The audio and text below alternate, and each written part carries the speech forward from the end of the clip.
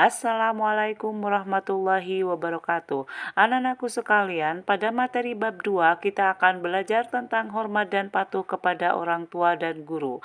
Materi yang akan kita bahas adalah menganalisis Quran Surah Al-Isra ayat 23 sampai 24, Quran Surah Luqman ayat 13 sampai 17, dan hadis tentang hormat dan patuh kepada orang tua dan guru. Sebagai muslim yang baik, tentunya kita mempunyai kewajiban untuk berbakti kepada orang tua, baik itu ibu ataupun ayah. Karena di dalam Al-Qur'an Allah Subhanahu wa taala tidak hanya memerintahkan kita untuk beribadah, akan tetapi ada juga perintah Allah untuk berbakti kepada orang tua, sebagaimana tercantum dalam Quran surah Al-Isra ayat 23 sampai 24. قضى ربك ألا تعبدوا إلا إياه وبالوالدين إحسانا إما يبلغن عندك الكبر أحدهما أو كلاهما فلا تقل لهما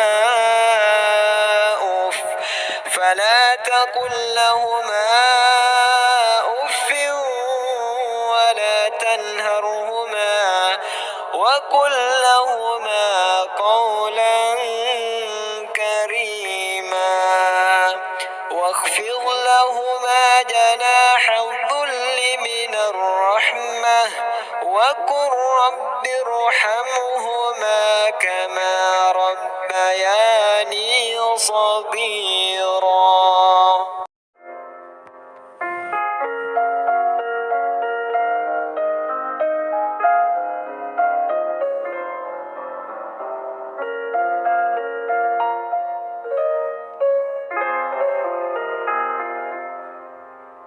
Di samping lain ada sebuah hadis riwayat Al-Bukhari dan Muslim dari Abdullah bin Amr tentang keutamaan merawat kedua orang tua. Hadis ini menjelaskan bahwa berbakti kepada kedua orang tua memiliki nilai pahala yang sangat besar. Bahkan nilai pahala berbakti kepada kedua orang tua oleh Rasulullah SAW disamakan dengan nilai pahala jihad, berperang, dan melawan kaum kafir. Hadis lainnya adalah hadis yang diriwayatkan oleh Muslim dari Abu Hurairah yang menjelaskan bahwa seseorang akan celaka ketika tidak berbakti kepada orang tua. Kata dia celaka atau dalam bahasa Arabnya adalah roghima anfu, diulang oleh Rasulullah SAW sebanyak 3 kali, yang menunjukkan bahwa celaka akan benar-benar terjadi kepada seseorang yang tidak berbakti kepada kedua orang tua. Hal ini juga menunjukkan betapa pentingnya berbakti kepada kedua orang tua, terlebih lagi ketika kedua orang tua atau salah satu dari mereka masih hidup.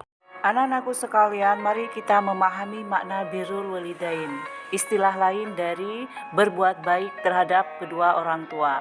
Berikut Ibu sajikan beberapa pendapat dari para ulama tentang pengertian birrul walidain.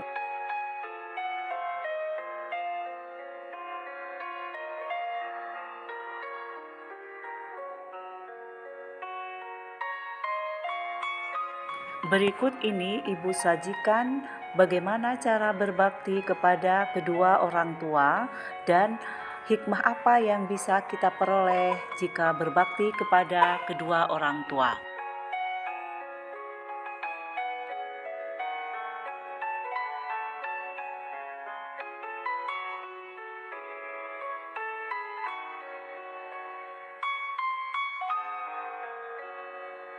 Selanjutnya mari kita masuk kepada pembahasan kedua, yaitu pentingnya hormat dan patuh kepada guru. Guru adalah orang yang mengajarkan kita, mendidik kita, membimbing kita dengan berbagai macam ilmu pengetahuan. Bahkan orang yang memiliki kedudukan atau jabatan itu semua berkat jasa-jasa gurunya.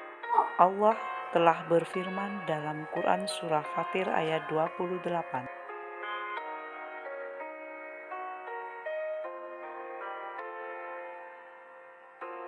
Bagaimana cara kita berbakti kepada guru bisa kalian baca di sini, dan hikmah apa yang bisa kita peroleh jika berbakti kepada guru.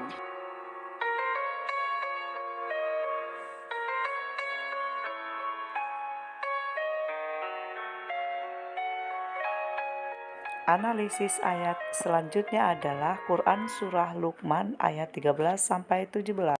إذ قال لقمان لابنه وهو يعظه يا بني لا تشرك بالله إن الشرك لظلم عظيم ووصينا الإنسان بوالديه حملته أمه وهنا على وهن وفصاله في عامين أن اشكر لي ولوالديك إلي المصير وإن جاهداك على أن تشرك بي ما ليس لك به علم فلا تطعهما وصاحبهما في الدنيا معروفا واتبع سبيل من أناب إلي ثم إلي مرجعكم فأنبئكم بما كنتم تعملون يا بني إنها إن تك مثقال حبة من خردل فتكن في صخرة أو في السماوات أو في الأرض يأت بها الله إن الله لطيف خبير يا بني أقم الصلاة وأمر بالمعروف وانه عن المنكر واصبر على ما أصابك إن ذلك من عزم الأمور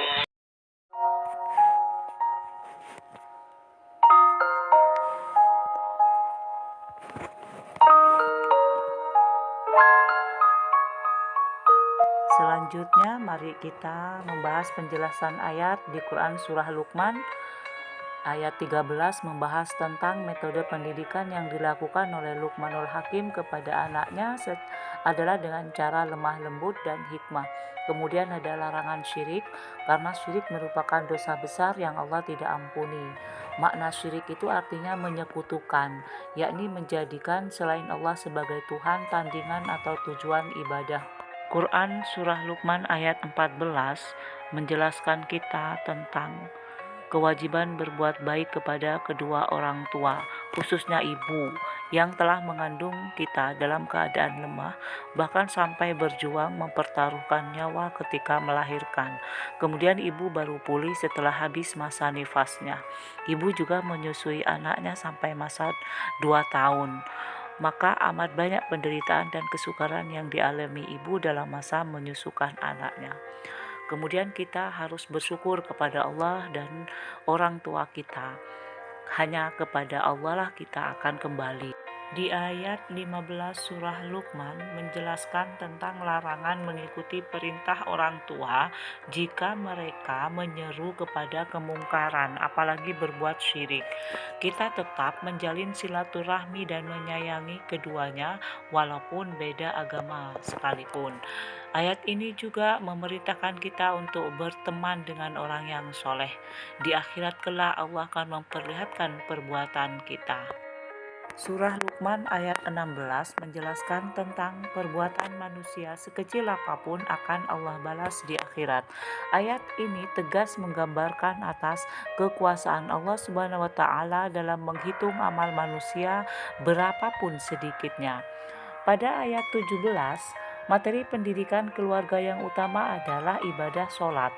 Kemudian membiasakan mengajak manusia mengerjakan perbuatan-perbuatan baik dan bersabar terhadap segala macam cobaan yang menimpa. Sampai di sini materi ibu, kurang lebihnya ibu minta maaf. Mari kita tutup dengan bacaan alhamdulillah. Wassalamualaikum warahmatullahi wabarakatuh.